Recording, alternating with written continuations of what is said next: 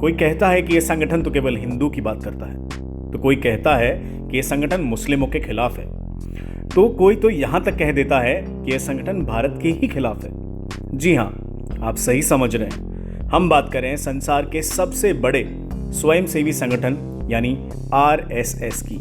लेकिन इस संगठन के बारे में तरह तरह की बातें प्रचलित हैं। आरएसएस, जिसका नाम राष्ट्रीय स्वयंसेवक संगठन है, की स्थापना 1925 में डॉक्टर केशवराम बलिराम हेडगेवार ने हिंदुओं के एक प्रसिद्ध त्योहार दशहरे के दिन की थी। इसका मुख्यालय महाराष्ट्र के नागपुर में है। वर्तमान में इसके प्रमुख मोहन भागवत हैं, जो कि उन चुनिंदा लोगों में से हैं जिन्हें इस देश में Z+ सुरक्षा मिली हुई है। लेकिन एक सवाल हमेशा आरएसएस के स्वयंसेवकों के सामने उठाया जाता रहा है कि आरएसएस का इस देश के विकास में क्या योगदान है।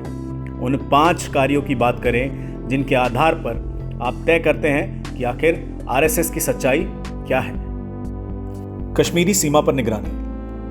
आरएसएस की मुख्य उपलब्धि रही है कि उन्हें 1947 में आज़ादी के बाद से ही भारत पाकिस्तान की सीमा पर बिना किसी ट्रेनिंग के ही निगरानी रखने का काम किया।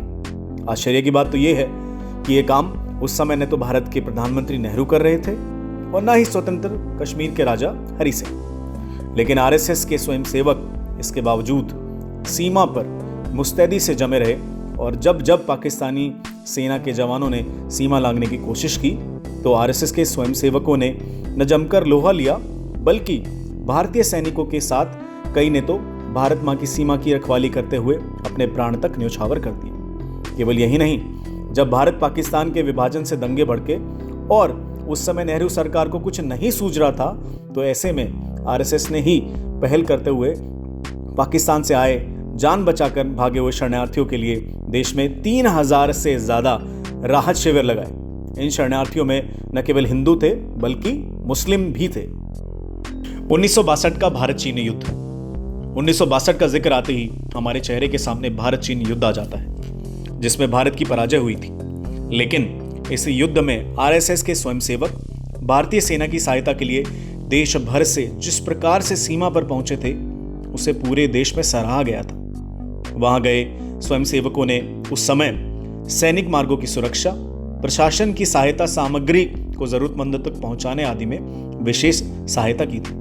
आरएसएस का कार्य इतना सराहनीय था कि जवाहरलाल नेहरू को 1963 में गणतंत्र दिवस की परेड में आरएसएस के स्वयंसेवकों को आमंत्रित भी करना पड़ा और केवल 2 दिन पूर्व ही मिले इस निमंत्रण पर 3500 से ज्यादा स्वयंसेवक आरएसएस के गणवेश में उपस्थित भी हो गए थे।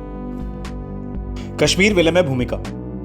आजादी मिलने के कुछ समय बाद ही जब कबीलों के रूप में पाकिस्तानी सेना ने कश्मीर पर हमला बोल दिया, तो उस समय कश्मीर के महाराजा हरि सिंह भारत में कश्मीर के विलय को लेकर कुछ भी फैसला नहीं कर पा रहे थे। ऐसे विकट स्थिति में पाकिस्तानी सेना कश्मीर के अंदर घुसती चली जा रही थी। ऐसे में जवाहरलाल नेहरू भी कोई खास निर्णय नहीं कर पा रहे थे। तब के गृह मंत्री सरदार पटेल ने संघ के गुरु गोलवलकर से सहायता मांगी और गुरु गोलवलकर महाराजा हरि सिंह से मिलने सीधे कश्मीर पहुंच गए। उनके समझाने के बाद ही महाराजा हरि सिंह ने कश्मीर का विलय भारत में कराने हेतु प्रस्ताव राजधानी दिल्ली भेजा। तो इस तरह कश्मीर विलय में भी संघ की भूमिका स्पष्ट रूप से देखने को मिलती है। 1965 के युद्ध में कानून व्यवस्था संभाली। पाकिस्तान से युद्ध के समय लाल बहादुर शास्त्री को भी संज्ञान आया था। शास्त्री जी ने कानून व्यवस्था की स्थिति संभालने में मदद लेने और दिल्ली का यातायात नियंत्रण अपने हाथ में लेने का आग्रह आरएसएस से किया, ताकि इन कार्यों से मुक्त किए गए पुलिसकर्मियों को सेना की मदद के लिए लगाया जा सके। घायल जवानों के लिए सबसे पहले रक्तदान करने वाले भी संघ के स्वयंसेवक ही थे। युद्ध के दौरान कश्मीर की हवाई पट्टियों से बर्फ हटाने का काम भी संघ के स्वयंसेवकों ने ही किया था। आपातकाल। 1975 से 1977 के बीच आपातकाल के खिलाफ संघर्ष और जनता पार्टी के गठन तक में संघ की भूमिका की याद अब भी कई लोगों के लिए ताजा है। सत्याग्रह में हजारों स्वयंसेवकों की गिरफ्तारी के बाद संघ के कार्यकर्ताओं ने भूमिगत रहकर आंदोलन चलाना शुरू किया। आपातकाल के खिलाफ पोस्टर सड़कों पर चिपकाना, जनता को सूचनाएं देना और जेलों में बंद विभिन्न राजनीतिक कार्यकर्ताओं नेताओं के बीच संवाद सूत्र का काम संघ कार्यकर्ताओं ने संभाला। जब लगभग सारे ही नेता जेलों में बंद थे, तब सारे दलों का विलय कराकर जनता पार्टी का गठन करवाने की कोशिशें संघ की ही मदद से चल सकी थी।